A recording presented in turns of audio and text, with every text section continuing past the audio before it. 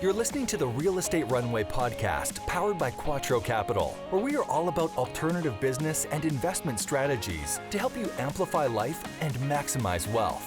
Here's your host, the recovering engineer turned multifamily investor, Chad Sutton. All right, Real Estate Runway family, welcome to another episode of the Real Estate Runway podcast. I'm your host, Chad Sutton, and we are powered by Quattro Capital as always. Here today with my dear friend, Justin Moy from Perpetual Wealth Capital. This guy has had 7 years of real estate experience. He's currently syndicating apartments, which kind of makes him relevant to our space a little bit. And he has an extensive marketing and sales background, which is really going to be what we're diving into today. So Justin, welcome to the show, my friend. How are you doing today?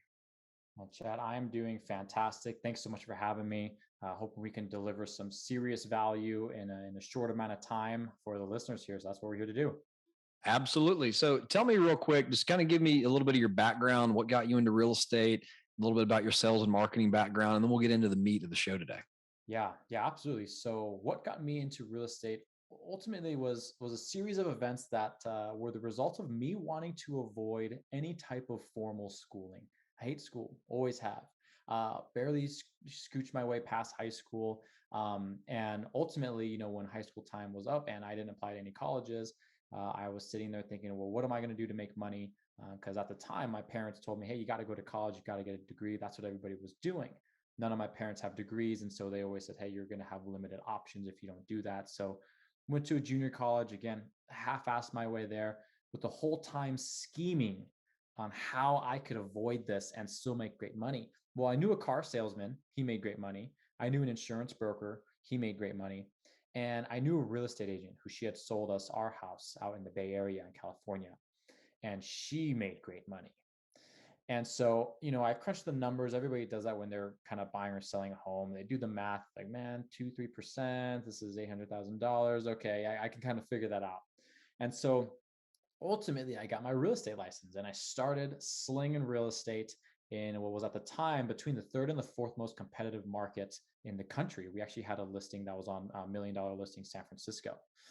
And so here I am, 19-year-old kid, slinging $2 million homes. My average sale was $2.2 million. I was making incredible money. And I felt a deep calling to join the military out of the blue. Don't ask me why. But again, just kind of had that bug that I need to get more experience. And once I did, I had that GI Bill that, made me want to use it. So went to college. And now after college, here we are, still in the real estate game, just as a different, owner operator instead of brokering. So that's the 10,000 foot view, the push you all the way through the last, 9, 10, 11 years of my life.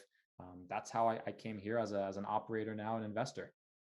It's kind of funny. You ask a different question, you get a different result. And in some cases, you can take the average way everyone else goes, and that's fine. It works as well. But there are other ways to make money than going with a college degree or something that gets you that, that type of a career path. So kudos for figuring that out.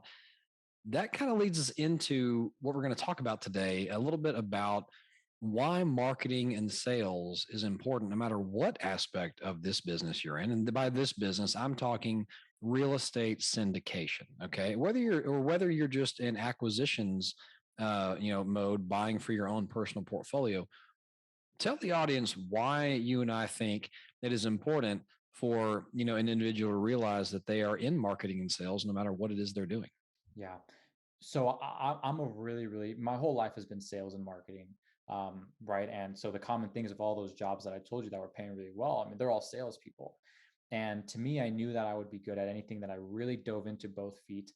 Because to be blunt, I looked at the industries and said, man, those are people who are a lot, in my opinion, less qualified than me, not in real estate investing, but in car sales and real estate sales and insurance brokering. And man, they're making money hand over fist because they were able to follow a process. And sales and marketing is a lot about processes. So when I was in a real estate sales, it was ask 25 people a day if they're moving. That was it. I don't care how you do it or where you do it. I would stand outside of grocery stores and do it. I would make cold calls. It didn't matter. My broker told me, if you just ask 25 people every single day without exception, if they are going to move in the next 12 months, and eventually you'll be successful. So I said, sure. Now, that really dove me down that path of sales and marketing. Now, to me, every single person in the professional world is in sales and marketing in some capacity. I had this sales mentor who told me something and it changed the way that I view things. It said, everybody's in a sales role. The difference is just if your income is tied to, if you have unlimited income potential. Because if you are just going to a regular 9 to 5 and you have a fixed salary, well, it's not that you cannot work. You're still expected to work and perform, and in some cases, even hit certain KPIs, but they're just going to pay you the same every single time. Now, you take that to sales and you say, hey, if you hit these KPIs, you'll make $100,000. If you hit these KPIs, you'll make 200. If you hit these, you'll make 3. So to me, it was that control. And once I heard that, man, everybody's in sales. It's just, is your earning capped or not? That's really what hit me to really dive into. And I've been a student of sales and marketing. I'm constantly reading books, seeking mentors, and it's really helped propel me, in the progress that we have for the syndications. Because whether you are in the sales and marketing, talking to investors or talking to brokers, which is what the acquisitions team is, right? A lot of people get into acquisitions because they think, oh, I don't need to talk to anybody. That's rarely the case. It's rarely the case. At some point in that team, somebody is talking and selling and marketing just to brokers. And so that's really, really important. I think the type of marketing you do is a little bit different. You're more relationship marketing, where not like you're going to send flyers and postcards to brokerages. I mean, you probably could, but it's how can you bring brokers or investors or whoever you're targeting from what I call the fringe, which is everybody outside there in the world who maybe they exist, maybe you don't. They're just kind of out in the fringe. They're in maybe your fourth or fifth layer of your relationship.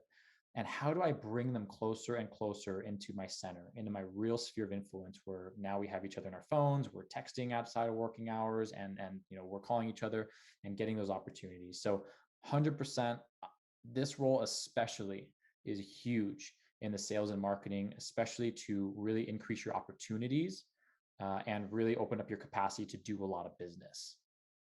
I love where you just took that. And I could argue, that if you're a parent, you're selling to your child what you want them to do. And it becomes Every a day. negotiation, right? I mean, that is a sales and marketing process. It's like, hey, here's why we're going to go do this. And here's why it's going to be fun for you. So you should listen. And then you're making a sale. So that's a bit of a stretch. I get it. But, that is a really, I want to come back to what you just said. And I've heard this many times before, that everyone is in sales in some capacity. A distinction that I just heard was the only difference is your income tied to it, you know? So that's an interesting thing to think about. And again, whether you are someone who, I was an engineer who reported to, certain levels of the company, and I had a salary, I was paid. Granted, there's performance thresholds, I guess, where if I didn't perform at that level, I'd be fired. But no matter how fast or better I performed, I mean, I may have got a better bonus, or not a bonus, a salary increase next year, but it was never commensurate with what I delivered to the company. So that's interesting. Sometimes your income is tied to it. Sometimes it is not. In the obvious case, it is the sales professional. So, we mentioned a couple of areas that, when you're in this business, you're in sales and marketing, whether you think you are or not. One of them is investor relations, those who are out there talking to the private equity and the large equity groups who will be funding your deal, alongside of the capital or the co-sponsors or the sponsors co-investment. Excuse me, I can speak English today. One of them is working on the acquisition time, selling to a broker whose, by the way's commission is tied to your performance, that your company will perform and get them paid ultimately, right? That is a sales tactic. And the third, I would venture, maybe we can talk through the three of these. When you have a value add plan in place, who is the sales and marketing team you're going to put in place to not only make sure that property is seen by your ideal client or resident, for example, in the case of an apartment building, or in the case of a commercial office, the right company that will come in and lease that. And, how are we going to be able to get top dollar for that? I mean, you're selling a product, a finished piece of real estate dwelling that someone could live in. So, maybe let's start with the investor relations side, and maybe we can talk a little bit about how those people are in sales and marketing and some things we can do better. And we'll just kind of jump to the three pillars if we have time and see what we can do there. Yeah, absolutely. So when it comes to the investing, this is actually one of the best kind of quick and dirty, I don't want to call it a tactic, method, whatever you want to say for a salesperson's role is first is your job as a salesperson is to take your prospect, whoever that is, whoever's talking to you. And first thing is to find out if what your product is right for them. Right. So going back to that investor, hey, if they're looking for some super heavy cash flow long-term deal and you have a 2-year flip that you're doing, okay, your job is to find that out quickly and part ways as friends and say, hey, we'll get you on the next long-term cash flow deal we have. Or maybe they like that market, you're not there right now. So the first thing is to make sure that you match up. Now, if you match So you up, mean not selling a car to someone who's looking for a house, for example? Exactly. Right. And the whole with Jordan Belfort, if anybody's familiar, the Wolf of Wall Street, and he was always touted as an extremely good salesperson. If you look at the movie, he has this line where he goes, "Sell me this pen." Where one of his associates says, "I'm the best salesperson here," and he goes, "Well, then sell me this pen." If you've never heard the quote unquote solution to that riddle, that sales riddle, the correct answer is, well, do you need a pen? It's not to start talking about the pen, because nobody cares. Jordan Belfort has this thing where he says when he's prospecting, like going door to door, he's not selling, he's marketing. He's knocking on doors saying, hey, I have this pen. Do you want to buy it? If they say no, okay, great. On to the next. You're not going to sell somebody something that they don't need, want, or care about. So the first step, find out if they know about it, care about it, and want it, right? If it matches up with their goals. And if it does, now your goal is to essentially get them to take action. Now, people take action based on certainty. So you would kind of mention that with the brokers, but everybody really does this. You think of certainty on a scale of 1 to 10. 10 meaning you're absolutely sure 100% this is going to work, whether it's so let's call it your projections. This guy's going to double my money in 5 years. I'm a 10, I'm 100% certain. How likely is that investor to invest? 100%, right? 100%. Now, what if they're a 9? Okay, they probably will still invest. Now, what if they're an 8? Probably. If they're a 7, maybe it gets a little murky, and then it just goes down, right? Yeah. So your goal is to take them from, let's say 0, if they don't know who you are, this is your first investor call, to 10. And it doesn't have to happen right on that deal. It doesn't have to happen right away. And you don't even need to take them all the way to 10 because people have different thresholds for when they'll take action. Some people, maybe they'll roll the dice on a 5. Like, sure, this might work, this might not. I don't know. We'll invest and see what happens. So that's your goal, is to push their level of certainty to an acceptable place for them to make that decision. And the best way you do that is to really ask what they're looking for. So going back to this analogy, I actually skipped right over it. As one of the best things that I've heard as sort of a methodology to selling is your goal is to paint this picture. Now, if you were going to paint a picture for somebody, you don't just start painting a picture. You ask them, well, what do you want this picture to look like? Is it a person? Is it a caricature? Right. Scenery? Whatever. So by asking those questions, you know what kind of picture this person wants to look at after. And you can paint the picture perfectly, or you could call it your pitch or whatever the case may be, to exactly what this person is looking for. Okay, so why are you investing? Okay, you want to build generational wealth. You want cash flow. You want safety. Okay, where are you investing from? You're pulling from your portfolio. So once you have all this information, now you know exactly what's important to that investor and exactly what points of the deal you should be focusing on to really drive home why this is or is not a good deal for them or good opportunity for them. So that's the biggest thing, is ask a lot of questions. A lot of people like to talk so much about why their deal is so good, why their team is so good. But then if you bother to ask questions first, you might find out that they don't really care about how long your team has been in business or how many assets under management they want. They just want somebody who they feel good about. But you spent all this time talking about your AUM and how much money you've raised in the past, but they just didn't care. So really asking them, what kind of picture do you want to see? And using that information to be able to paint the picture that they want and hit the points that are really important to them. So long-winded answer, probably kind of went on a little sales tangent there, but I love the topic, love talking about it, and I have a lot to say about it.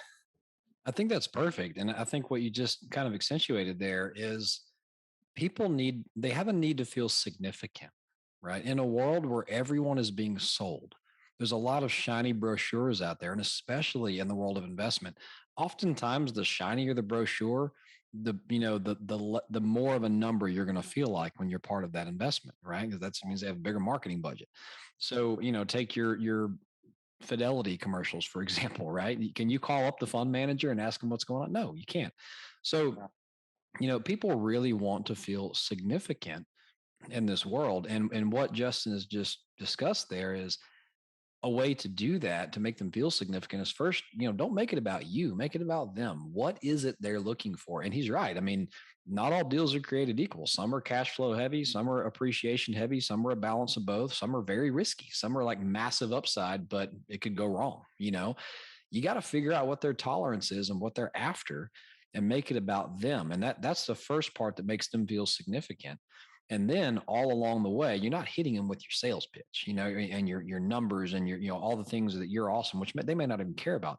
They may just want to be able to trust you, to know, hey, am I going to get my money back when I put it in this deal? And is it going to grow? A lot of times, Quattro Capital, you're not going to see us putting out on paper the highest numbers. If you compared our offerings to everyone else, we're not showing the biggest numbers, but we have transference. So that is certainty, clarity, and confidence that we are able to portray, and a track record to show that we're going to hit it. And I'm sure you do. You have the same. So it comes down to helping people feel significant in this world, which is a great segue, Justin, into the second part of our conversation.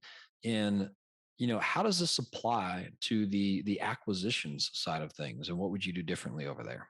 Yeah, the acquisition side gets a little bit trickier because now you're selling to hardcore sales professionals.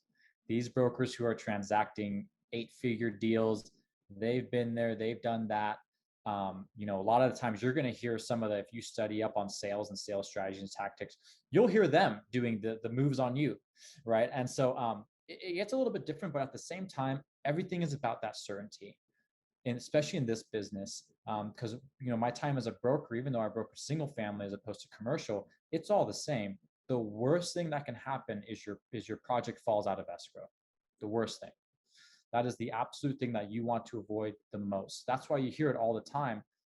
Yes, price matters, but it matters significantly less than certainty of close. So we've won a lot of deals because even we weren't the highest price, whether it was because of hard money, we transacted with them before, or I just instilled enough certainty on the call with the broker that made them think to again, that 1 to 10 scale, they were certain enough that we were the team to get it done. So how do you instill that into the brokers? Well, I have one line actually. So a lot of times if you're breaking into a new market and you're calling brokers for the very first time, it's hard to get them to take you seriously. And I have this line that I like that I'll disclose to the audience, but it's done me wonders every time we've gone into a new market. And I'll ask them, by the time we get off the call, the very first call together, I'll say, hey, Chad, it was great chatting with you. Before I let you go, one last question. They'll say, what's up? I'll say, what do you need from me to make you and your team confident in our abilities as serious buyers? And every time I've asked that question, it's like, wow, like it's always a pause on the other end. And usually they'll take a deep breath and they'll go, wow, yeah, I guess, get me any info about your team and how many you've transacted and what, and a lot of what you say, I've never heard that before. Like that's really awesome. And what it does is, first of all, it gets them to tell you what their reservations are, because you're almost putting them on a spot and asking them. First thing is you're standing out because you're asking them a question that nobody has ever asked them. And so they know you've done this before. And second, you're essentially putting them on the spot to put all their cards on the table and tell you what any reservations are. Or some people say, nothing right now. When we start sending you deals and we get your LOI, maybe let's reconnect then, which is totally fine. But the goal is to stand out, and the goal is to say, hey, we're serious players, and everything you do is to push them closer to that 10 certainty that you're the team to get this done. So that's how I do that. Anything you could do to stand out and really ask them very direct questions. The thing about salespeople is they're okay being asked direct questions because they're constantly asking their prospect direct questions. So don't be afraid to be a little bit more direct with them as well, and have them put their cards on the table for what they need from you to push you to that upper echelon of buyers.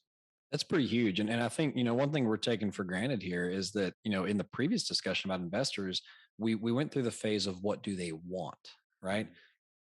I think it's pretty obvious what the broker wants. They want that commission in their pocket, and so their question is, and so you kind of jump to, what do you need from me to prove to you that I can give you what you want? Because now it's more of the product we're selling is performance, and they need to know that we can perform. So I love that question in that, it really makes them put their cards on the table. And in some cases, they may not realize they're doing it, but what are your reservations about me and what can we mitigate? And I bet you a nickel, if they come back with how about these three things? And you send it to them because you already got it prepared. They're gonna be like, wow, okay, he Yeah. done this before. Yeah. That's the biggest thing how new is this person? If you are a team that has your systems and processes down, here's the PDF we send, here's our presentation, here's us, here's our website, it's all put together. And now I'm asking you, hey, ask me for these things. You're going to stand out immensely. One thing I'll add to that in that you, it's important to build relationships with people you're trying to buy from and through.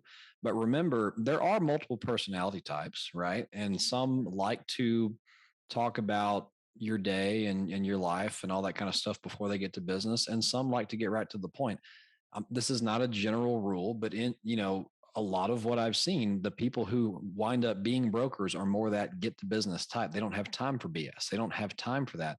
So you've got to find a way to be personable to where they will get to know you, like you, and then trust you, but be as concise as possible, right? And maybe some Yeah. slight pleasantries enough to get the deal done or to get the conversation going, but don't spend time talking about your barbecue on Saturday unless they invite that conversation. Yeah. 'Cause these guys are thinking time is money.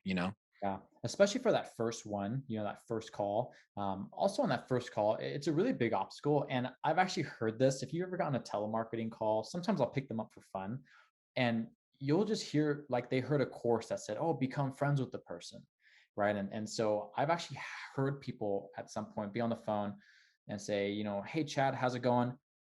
Chad probably says, "Hey, it's going well." They go, "How was your weekend?" And it's like, "What?" So And you I'm like, can't. who are you? Yeah, well, what does this mean? So you can't just come out here and now because they're trying to move you down a funnel. Like, okay, build a relationship, ask about their weekend. Like, no, that wasn't appropriate for the time. You can, but totally I agree with you. It's like you said, they will start to invite those conversations. But for me, it is more that let's get to business first. And then when I call you to follow up on my LOI, yeah, maybe I'll find out what your weekend was like. But at the initial one, yeah, they're still vetting you and you're still vetting them. Honestly, you don't know if this broker's a POS. We have POS brokers in my market who list junk and lie on all of their OMs, and Yes. we're still vetting them as well. So yeah, that conversation will come, but don't feel forced. Don't have in the back of your mind like, oh, I need to know, like, and trust this person. Yes, but that will come. Don't spring it out of the blue. Like, what are you doing this weekend? Like, what are your hobbies? It's just going to be weird like that. So I totally agree with you. I love it. Well, let's pivot over to our third prong of this and really another major area that sales and marketing matters. This was probably a little more obvious, but let's talk about the team you're employing to execute on your value plan and maybe some things you want to be looking for in a quality sales and marketing team, which in this case, it's literally sales and marketing. The leasing representatives are in sales. They are selling a product to the residents. And then you're going to have a marketing team, and sometimes they're one and the same. I don't know. Depends on your management company or your structure. But let's talk about some things on that side that you see they might be able to do. Maybe we're looking for in good individuals on that side of Yeah. the business. Yeah. So for me, for when it comes to that, essentially, I call everything after the transaction. So essentially that fulfillment. So when it comes to that fulfillment of it, I want to know that the team I put in place has clarity on the situation. So when it comes to most of the time, this will be for your property managers and you're kind of managing them. What kind of tenants live here? What do they like? Do they like flashy things? Do they like to host parties? Or are these more hey, though they work nights, so they don't really care. They just need a bed to sleep in. Um, what is I want to make sure that that team is clear on who this property is for, or if they think, hey, this property right now is for this tenant, but I think there's a lot of these tenants moving in and that's who we really want, and here's how we do it, here's how we transform this property from this tenant to this tenant. All of those things are great, but again, when I'm interviewing property managers, unbeknownst to them, they're pushing me to that 10, like I said, or as close as we can be to certainty that this is the person for us. So But for me, the goal is the biggest one. Then I like to look at their listings. Like if I look at some of the, what other apartments do you manage? And I'll go on apartments.com or Zillow or whatever medium they say is the medium to advertising in this community, and I'll read it. If it says 3 beds, 2 bath, move in ASAP, okay, that kind of sucks.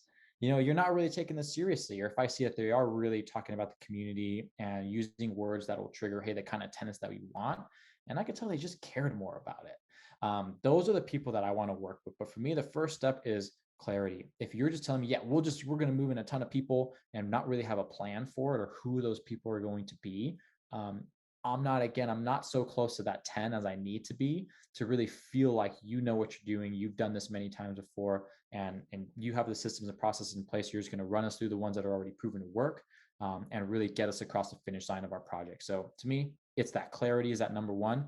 And then let me see your work.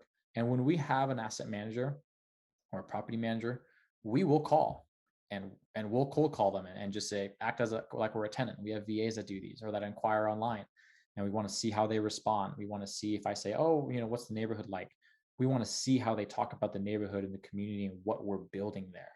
So all of those really, really matter for that fulfillment side, especially if you're like repositioning a property, and you are cleaning up that tenant base big time, and you're totally redoing things. So those things, the clarity, testing out their work, and then also keeping them on their toes with a couple of secret shoppers as well. Those are the three biggest things that we like. I love that. And in any business you're in, understanding who your customer is, I think, is of paramount importance, right? And one thing that we have our management companies do, and we work with a very elite group called Vicinity Property Management. I'll name drop them on here; they're that good. But they actually have eons of demographic data, and they have little collections of resident profiles, and it's like, okay, here's the property. What's its highest and best use? Is it an A minus, a B plus? What are we going to do with it? And then there are proven strategies for how to market to that bucket of people. What buzzwords you hit them, what colors of paint. I mean, to the point of understanding, wow, this resident profile will pick this shade of blue every single time over a gray. I had no idea that data was out there, Justin, but knowing your customer, you can never know your customer too much, I guess is my point. And then further putting people in place who are armed with that information and can actually know how to target that customer. Your marketing dollars will go so much farther Exactly. if you have that information. Yeah. And think about the certainty that you as an owner felt. If I'm this property manager and I slam this, I was at a 12, dude. I was at a 12. Yeah, exactly. Yeah. This person's getting hired. I almost don't care what you charge. Yeah. It is because you are so certain, man, these guys have done this forever. They know exactly what they're doing. They bothered to collect the information to move the needle 1%, a 0.5% for all their owners. These are the guys, like you said, I'm a 12 on them too. And they're the real deal. So it's the same, just you're on the other side of that. How can we bring these people we're talking to a 12 and get this closed up? That's right, brother. Well, we're going to mic drop on that moment right there. This has been a fantastic episode. Marketing and sales, folks, it is of paramount importance. But now, before we let Justin get back to what he does best, that is, closing deals and raising money, we're going to put him through the Quattro Trio. Just a couple of questions we'd like to ask you here on the show to get to know you a little bit better. How's that sound? Sounds great. Let's do it. All right. So tell me, what is your superpower in your business?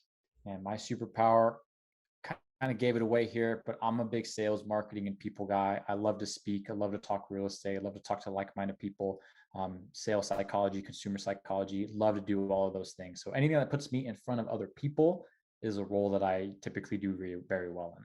Fantastic. Now, we've heard a lot of reasons today why you're awesome and why your company's awesome, but give me some dirt. What is one of your biggest mistakes in life or in business, dealer's choice, and what did it teach you? Yeah. So that's really great because my biggest, and in my opinion, it was super embarrassing at the time. Looking back, I'm not embarrassed anymore, but I actually always wanted to be an entrepreneur from a fairly young age. And so back in home, I think this was before the real estate business, the real estate brokerage, I was running a sort of Postmates style business before technology really made Postmates possible. So I think I had like a Wix website, and I would just deliver like household goods. I had like toilet paper and like a storage unit, toothpaste, like I could just buy stuff from Costco, put it in the storage unit and sell it. I mean, so every time I get an order, I would drive to the storage unit, pick it up, and then drop it off. My thing was I would deliver it that day. Uh, all around terrible business idea. I didn't have the technology, the know-how to really run a business. I didn't know what the hell I was doing. I was making like $3 or $4 per sale. And overall, I try to do everything myself. I think that was the biggest point of immaturity for me, was almost having a smug personality of I don't need other people's help. And if I would have just asked somebody, they would have told me, this is an awful idea and this will never work. And there's not enough money in it. And you can't possibly never get sick. So you can't run all these orders all the time. And so that really taught me, hey, you got to seek out mentors. You got to seek out criticism and seek out ways why this won't work. And that's really helped me. That business lasted, a couple months. It was a ton of work. I lost a ton of money. I wish I could do it again, but it really taught me to seek out mentors. That was the biggest thing for me, because a mentor would have helped me avoid that whole thing. Wow, that is amazing, and there were so many nuggets in there. So, folks, rewind that about 20 seconds. Listen to that one more time, okay? And third question, Justin. So, what free gift do you have that you might be able to provide to the audience, and where can they find it? Yeah, absolutely. So I love educating people on multifamily, specifically syndications, but really real estate in general. I am super, super, super passionate about it. I have a free ebook that I send everybody to. You can find it at thedefinitive.guidebook.com.